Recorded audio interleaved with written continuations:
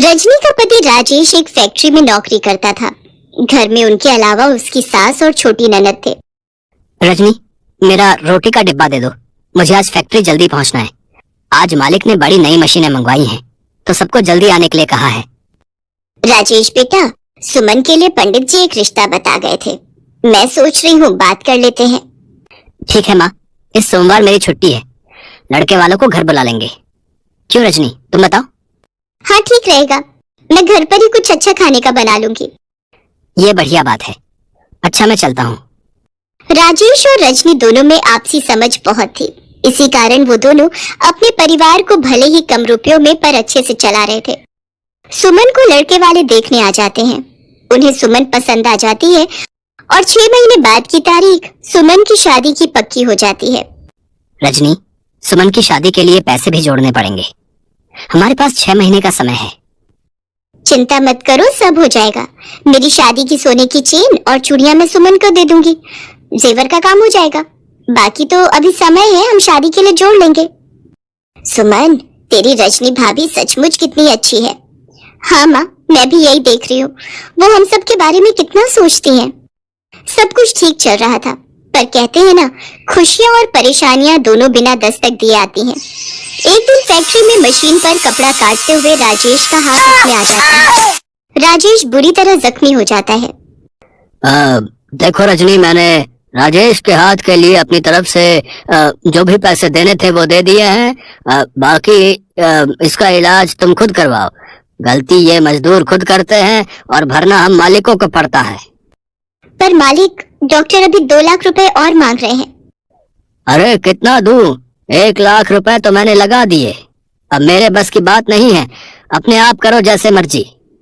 Factory का मालिक बहुत ही बेईमान निकला। उसने सारी गलती राजेश पर डाल दी। रजनी के पास अपने जेवर बेचने के अलावा कोई चारा नहीं था। उसने अपनी पाई पाई राजेश के इलाज में लगा दी। 1 महीने बाद राजेश को हॉस्पिटल से छुट्टी मिली और वो घर आया, पर अभी भी राजेश का हाथ ठीक नहीं था और घर में कोई कमाने वाला भी नहीं था, इसलिए पैसों की परेशानी शुरू हो गई। उधर सुमन की शादी के दिन भी नजदीक आ रहे थे। सब कैसे होगा, कुछ समझ नहीं आ रहा। सुमन की शादी को 4 महीने बाकी रह गए हैं।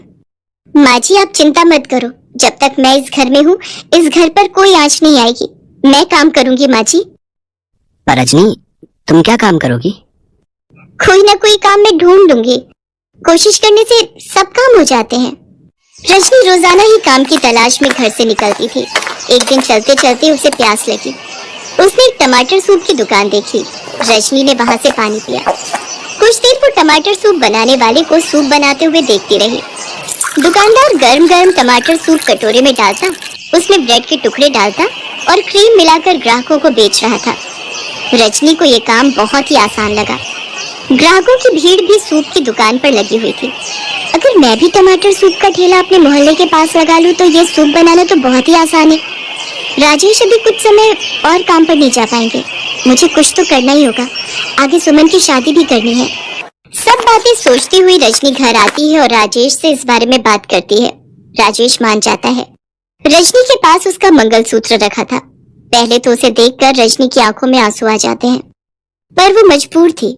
उसके पास पैसे नहीं थे, इसलिए वो एक सुनार को अपना मंगलसूत्र बेचकर 5000 रुपए ले आती है। उन रुपयों से रजनी सूप बनाने के सारे बर्तन और सब्जियां खरीद लेती है। राजेश एक व्यक्ति को जानता था जो ठेले किराए पर देता था। अब रजनी को बस सूप बनाना शुरू करना था। रजनी सारी तैयारी के साथ भगवान को याद करके अपना टमाटर सूप का ठेला मोहल्ले में लगा लेती है। धीरे धीरे ग्राहक रजनी के ठेले पर टमाटर सूप पीने आने लगे। शुरू में उसकी कमाई थोड़ी होती थी, पर जैसे जैसे रजनी ने टमाटर सूप और स्वादिष्ट बनाना शुरू किया तो ग्राहक बढ़ने लगे। रजनी बहू, अगले महीने सुमन की शादी है। मैं सोच रही थी कि कुछ खरीदारी शुरू कर देते। माँ जी, आप चिंता मत करो, मैंने 5 लाख रुपए की एक कमेटी डाल दी थी। इस महीने मैं वो कमेटी उठा लूंगी, फिर हम आराम से सुमन के लिए जेवर और कपड़े खरीद सकते हैं। बाकी रोजाना की कमाई से भी कुछ न कुछ बचत हो ही जाएगी। रजनी, तुम जैसी बहू पाकर हम सचमुच बहुत धन्य हो गए। तुमने इतनी परेशानियों के बावजूद भी हिम्मत नहीं हारी, बल्कि टमाटर सूप का काम शुरू किया। माँ जी, ये तो आपका और भगवान का आशीर्वाद है जो मेरा काम इतना चल पड़ा। अब आप चिंता मत करो, हम बहुत धूमधाम से सुमन की शादी करेंगे। रजनी ने टमाटर सूप घरों में ऑनलाइन डिलीवर करना शुरू कर दिया। धीरे धीरे रजनी की मेहनत से उसका टमाटर सूप का ठेला चल पड़ा। राजेश की तबीयत में सुधार था, वो भी रजनी की मदद करता था और फिर दोनों ने मिलकर अपना सूप का काम और बढ़ा लिया और पैसे जोड़कर सुमन की शादी भी धूमधाम से कर दी।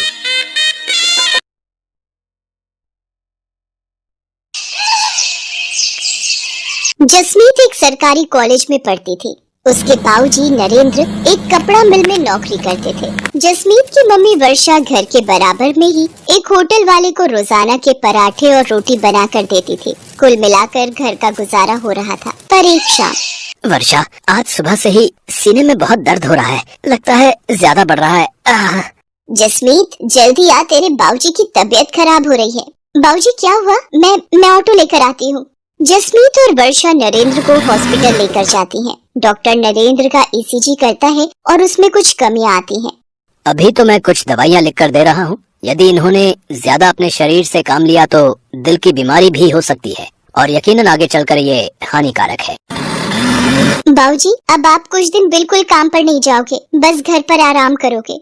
पर जसमीत बेटा, अगर मैं काम पर नहीं गया तो मुझे तनख्वाह काट कर मिलेगी और मिल के मालिक मेरी जगह किसी और को नौकरी दे देंगे। पर बाबूजी, आपकी तबीयत भी ठीक नहीं रहती है। डॉक्टर ने आपको आराम करने के लिए बोला है। कुछ नहीं होगा बेटा, तू मेरी चिंता मत कर। वर्षा, मेरा रोटी का डिब्बा बांध दे, मैं चला जाता हूँ। पिछले 3 दिन से नहीं गया, इतनी छुट्टियाँ लेना मेरे लिए सही नहीं होगा। नरेंद्र काम पर चला जाता है। पर आओ नरेंद्र, इससे मिलो, ये नया वर्कर तुम्हारी जगह काम करेगा। वो ऐसा है कि मुझे पता चला है कि तुम्हारी तबीयत ठीक नहीं रहती है, इसलिए डॉक्टर ने तुम्हें बेड रेस्ट बोला है। हमारे मिल को तो ऐसे वर्कर की जरूरत होती है जो चुस्त हो, मेहनती हो और अच्छा काम कर सके। तुम्हारी तबीयत को देखकर मुझे नहीं लगता कि तुम ज्यादा दिन मेहनत के साथ काम कर पाओगे और अचानक भगवान न करे तुम्हें कुछ हो जाता है तो बात हमारे ऊपर भी आ सकती है। तो इसलिए मैं तुम्हारा हिसाब कर रहा हूँ, तो तुम कहीं और काम ढूंढ लो। पर सर जी, एकदम से मेरा काम छूट जाएगा तो मेरे लिए बहुत मुश्किल हो जाएगी। ऐसा न कीजिए सर जी। नरेंद्र, मैं अपने बिजनेस के साथ कोई रिस्क नहीं लेना चाहता। मुझे माफ करो। बाकी ये तुम्हारे 8 दिन के इस महीने के पैसे जो तुमने काम किया था, लो। नरेंद्र निराश होकर घर आ जाता है। वर्षा और जसमीत भी नरेंद्र से सारी बात जानकर बहुत दुखी होती हैं। नरेंद्र अब निराश और परेशान रहने लगा था। इसी कारण उसकी तबीयत और खराब रहने लगी। नरेंद्र ने चिंता में पूरी तरह बिस्तर पकड़ लिया। ये सब क्या हो गया? भगवान, ये कैसा दुखों का पहाड़ टूट गया है हमारे घर पर। मम्मी चुप हो जाओ, प्लीज मत रो। आप ही तो मेरी और बाबूजी की हिम्मत हो। वर्षा, मेरे कारण तुम दोनों भी परेशान हो रही हो। मेरी बीमारी ने तुम्हें भी पैसों के लिए मोहताज कर दिया है। नहीं नहीं, देखो मैं नहीं घबरा रही। अच्छा, आप दवाई ले लो और बिल्कुल चिंता मत करो। जसमीत, जा बेटा, वो दरवाजे पर होटल वाले भैया आए हैं, उनको पराठे पकड़ा दे, मैंने बना कर रख दिए थे। भैया, अगर 2 टाइम के भी बनवाने हो तो बता देना, मैं बना दिया करूँगी। ठीक है बहन जी, मैं मालिक को बोल दूंगा। अभी तो सिर्फ दोपहर के लिए ही बोले हैं। मम्मी, आप घर का काम, पापा की देखभाल इतना थक जाते हो, फिर 2 टाइम के होटल की रोटी और पराठे कैसे बना पाओगे? मैं कॉलेज से कुछ दिन की छुट्टी ले लेती हूँ, आपको हेल्प हो जाएगी। मम्मी, नहीं जसमीत, तू पढ़ाई पर ध्यान दे। वैसे भी ये तेरा आखिरी साल है कॉलेज का, तू मेरी चिंता मत कर, मैं कर लूंगी। वर्षा दिन भर काम करके अब थक भी जाती थी। नरेंद्र की देखभाल, दवाइयाँ और घर का खर्चा सब उसी के सिर पर था। एक दोपहर जब जसमीत कॉलेज से घर आई, मम्मी ये देखो, हमारे शहर में पराठे प्रतियोगिता होने वाली है। सबसे अनोखा पराठा के नाम से जीतने वाले को 50,000 रुपए का इनाम दिया जाएगा। मम्मी, आप इस प्रतियोगिता में ट्राई करो ना, देखना आप ही जीतोगी। जसमीत, क्या बच्चों सी बातें कर रही है? मैं और प्रतियोगिता में भाग नहीं बेटा। पर मम्मी, इस प्रतियोगिता में भाग लेने में हर्जी क्या है? ट्राई तो करो, हो सकता है आपके बनाए हुए पराठे बहुत ही पसंद आए और आप इस सबसे अनोखा पराठा प्रतियोगिता को जीत जाओ। देखो, अगर आप जीत गए तो 50,000 रुपए से बहुत कुछ कर सकते हो। मम्मी प्लीज, मम्मी आप मेरे लिए एक बार इस प्रतियोगिता में भाग लो तो सही। मैं आपका फॉर्म भर रही हूँ, आपको इस प्रतियोगिता में भाग लेना ही होगा। वर्षा, अगर जसमीत का मन है तो तुम प्रतियोगिता में भाग ले लो। जसमीत सही कह रही है। हो सकता है कि तुम प्रतियोगिता में जीत जाओ। जीतना हारना तो भगवान के हाथों में होता है, पर बिना भाग लिए हार मान लेना ये भी तो सही नहीं है ना।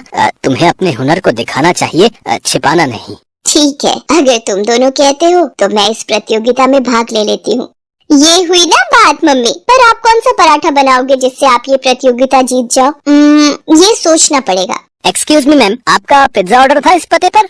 भैया वो सेम एड्रेस हमारी पीछे वाली गली में है, वहाँ का ऑर्डर होगा। हमारे बैक साइड के घर का भी यही पता है। पिज्जा का नाम सुनकर तो मम्मी मेरे मुंह में पानी आ गया। गलती से वो डिलीवरी करने वाला भैया हमारे घर पर आ गया था। मम्मी क्या आप पराठे को पिज्जा का लुक दे सकते हो? एक नए तरीके का पराठा? कोशिश कर सकती हूँ, तू मुझे पिज्जा में लगाने वाला सामान ला दे। जसमीत वर्षा को सारा सामान लाकर दे देती है। वर्षा अपनी मेहनत और कोशिश से एक पिज्जा पराठा बनाती है। मम्मी ये पिज्जा पराठा तो बहुत ही टेस्टी बना है और देखने में भी कितना सुंदर लग रहा है। मम्मी क्यों ना आप यही पिज्जा पराठा सबसे अनोखा पराठा प्रतियोगिता के लिए बनाओ। जसमीत की बात मानकर वर्षा प्रतियोगिता में पिज्जा पराठा बनाती है। प्रतियोगिता में बहुत से लोगों ने हिस्सेदारी की थी, पर वर्षा के हाथ का बना पिज्जा पराठा देखकर जज करने वाले शेफ बहुत ही चकित रह जाते हैं। दोस्तों बहुत से पराठे देखे, पर ये पिज्जा पराठा पहली बार देखा। वर्षा जी ने इस पिज्जा पराठे पर लेयर बनाकर इसे बहुत ही खूबसूरत ढंग से प्रेजेंट किया है और खाने में भी ये बहुत ही स्वादिष्ट पराठा है। इसके लिए हम सभी जजेस की सहमति से वर्षा जी को सबसे अनोखा पराठा प्रतियोगिता की विजेता घोषित किया जाता है और ये 50,000 का नकद इनाम भी इन्हें दिया जाता है। रोहित, एक अनाउंसमेंट मुझे भी करनी है। वर्षा जी ने जिस तरह आज पिज्जा पराठा एक नए तरीके से यहाँ पर प्रस्तुत किया, ये देखकर मुझे काफी प्रसन्नता हुई है। मैं चाहता हूँ वर्षा जी मेरे साथ मेरे अपने कुकिंग टीवी शो में हिस्सा लें और मेरे शो का हिस्सा बने। इसी के साथ तालियों की गड़गड़ाहट के बीच वर्षा की आंखों में खुशी के आंसू आ जाते हैं। वो अपनी बेटी जसमीत को गले से लगा लेती है। थैंक यू सर, आपने मुझे इस काबिल समझा। आप लोगों का बहुत बहुत शुक्रिया। ये सब मेरी बेटी जसमीत और मेरे पति नरेंद्र की वजह से ही संभव हुआ है। इन दोनों ने ही मुझे प्रोत्साहित किया और मैंने प्रतियोगिता में हिस्सा लिया। आपका लाख लाख शुक्रिया प्रभु, आपने मेरी जिंदगी को एक नया मोड़ दिया है। Love you mummy. मेहनत और लगन से व्यक्ति अपने जीवन में बहुत कुछ हासिल कर सकता है और यही वर्षा ने कर दिखाया।